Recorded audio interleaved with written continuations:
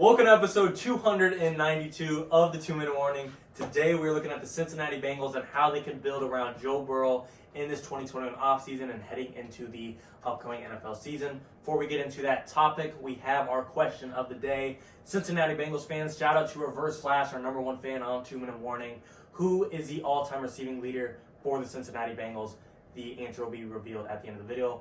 Wade, how can the Bengals build around Joe Burrow? So I think it's pretty obvious that their main thing that they need this draft or this offseason is going to be offensive line. They need to protect Joey B, keep him healthy for a whole season, and see what he can do. Because I think if you do that, he gives your offense a very promising chance to win football games.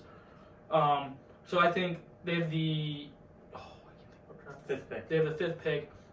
Hopefully they can pick up Penei Sewell. Hopefully he's still around. If not, they have another great option with Rashawn Slater.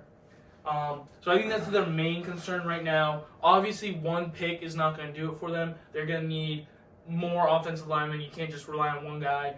They might be able to sign someone up in free agency or pick one up in the second round or something. Who knows?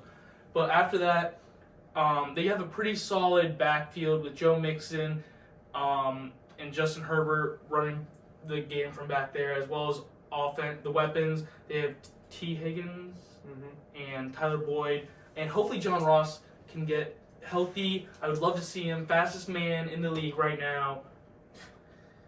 Probably not, but yeah, broke the 40-yard dash. Broke the 40-yard dash time. And then So died. it's a solid core. You could always add more to them. Pick up somebody in free agency. Maybe get someone in the second round if they don't choose another lineman in the second round. I know Kadarius Toney is a great young star from Florida. Made vast improvements this year, and going into the next year, he looks like he's a very promising career ahead of him. I would like to see him go there. I think that'd be an interesting choice. See how him and Joe Burrow work.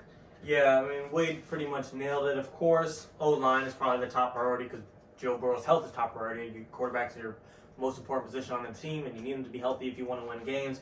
Penei Sewell is, of course, the number one target. If they miss out on him on the number 5 pick, I'm not exactly sure how they will want to move forward. Maybe they will trade down and take a receiver in the draft and just pick up an offensive lineman in free agency. Things can change. A lot will determine who will pick where Penei Sewell could possibly go in those first 4 picks for the Cincinnati Bengals.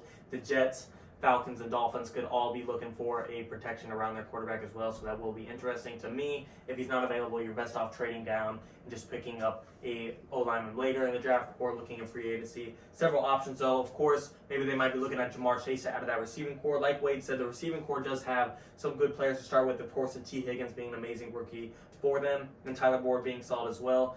A.J. Green, one of the best Bengals receivers of all time. However, he's been very inconsistent the past few years, health-wise, and he just seems to not want to play for Cincinnati anymore. He wants to chase a ring, and he knows the Bengals aren't even close to that. John Ross, of course, you already heard Wade spiel. So really, after this offseason, I could see them being left with just T. Higgins, Tyler Boyd, which is 2 great receivers, but you still might want a little more help on the offensive side. So if Jamar Chase is available, and you already got a tackle in free agency, I'm going to pick him up if I'm the Cincinnati Bengals and Joe Burrow. They already got their head coach set, Zach Taylor. Not sure if he's the right guy for the future. However, he didn't do too bad this past year, given the factors, given what the conditions they were in, having a non-healthy quarterback and still, putting up fights in games. Obviously, they weren't a great team and they wouldn't have the number 5 pick, but they still put up fights and were competitive in a lot of games. So I'm glad they're at least giving him another shot to see what else he has with the healthy quarterback and a good offseason. Then on the opposite side of the football, looking at their defense, Geno Atkins, great defensive lineman for the Cincinnati Bengals, who's been playing there for about a decade now, always creating pressure for the quarterback on the opposing team. Get that man some help in the second or third round or in free agency. Jadeveon Clowney's a free agency this offseason. Not saying to go sign him, but that's a big name. Jadeveon Clowney and Geno Atkins, a lot of quarterbacks could be scared of that duo. The secondary has good safeties in Von Bell and Jesse Bates. We've seen that Von Bell hit on Juju Smith. That might be rising his stocks a little bit in his actual talent. However, his name has definitely blown up since that hit on Juju Smith. So the secondary is solid. However, they don't have like a shutdown corner. Maybe they could pick up Patrick Peterson, Richard Sherman, Desmond King, Trey Flowers, whoever's a good corner that's in free agency this offseason. I'm not sure Trey Flowers is, but I'm pretty sure Desmond King will be a free agent. A lot of options, maybe a corner in the draft. However, things you need to leave alone, of course, your quarterback, receiving core, you can leave it alone if you had to. You want to maybe work on it later in the draft, but it's not the top priority. Running back, Joe Mixon, similar thing. Say in the second round, somehow, some way, Najee Harris is available in the second round. Pick that dude up. Otherwise, if you don't have some hidden gem talent that you know you could strike on, pass on it and worry about the most important positions. Joe Mixon is just fine for now when he's healthy. He has a great run game along with Giovanni Bernard being a great backup. Defense, that's the next priority outside of offensive line for me. Giovanni Bernard was a good point to bring up, that he filled the role of Joe Mixon very well when he was injured. Yeah. So I'm really not too concerned about that running back game. I hate to say it, but I think I would have to pass up on Najee Harris if they have a chance, or if he's still around in the second round. I think, like you mentioned, I didn't think about it too much, that A.J. Green wants out and John Ross can't stay healthy. They do need more receivers. At the number 5 spot, if Penei Sewell's not there and they pick up a guy in free agency, I don't know about Jamar Chase. I think I would go for Waddle, and that would be a good guy. It'd be hard, number 5. I just feel like you could get some trade bait at number 5 overall. Yeah. Say somehow, some way, the Jets team might have taken Penei Sewell, the Dolphins might have taken Devontae Smith, and the Falcons might have taken Justin Fields, and Zach Wilson's still around, and someone wants to trade up for Zach Wilson, the third best quarterback in the draft. There might be some bait for the Bengals to trade down. So there's potential. Obviously, we're not the GMs. If you guys are looking for an opening, we're available. But as of right now, we can't make that call for you Bengals fans.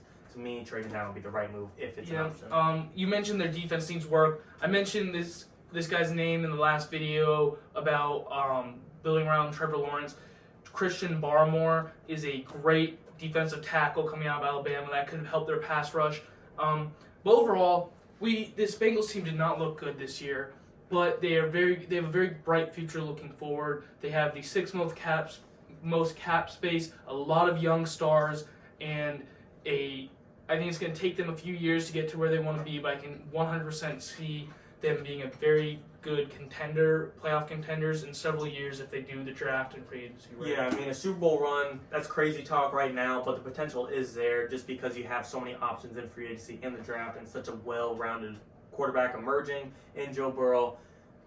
I think the future is very bright, but being in the same conference as Patrick Mahomes, Justin Herbert, Josh Allen, Lamar Jackson for the next 10, 15 years, it's going to be hard to get past all the dudes and make Super Bowl run. Of course, I think Joe Burrow has the same amount of talent around those guys, but the entire team is very far behind on the entire roster-wise. Several years. Yeah, to catch up to them.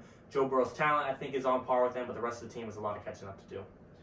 Yeah, I mean, what was the question today? Oh, most receiving yards, Bengals receiver in franchise history. The answer was Ocho Cinco, Chad Johnson. I think A.J. Green is about 1,000 yards behind them. He can make a run for him still if he stays with the Bengals and stays healthy. However, I think he wants out, and Chad Johnson will remain the receiving leader for the Cincinnati Bengals. Thanks for watching, guys. 2 minutes.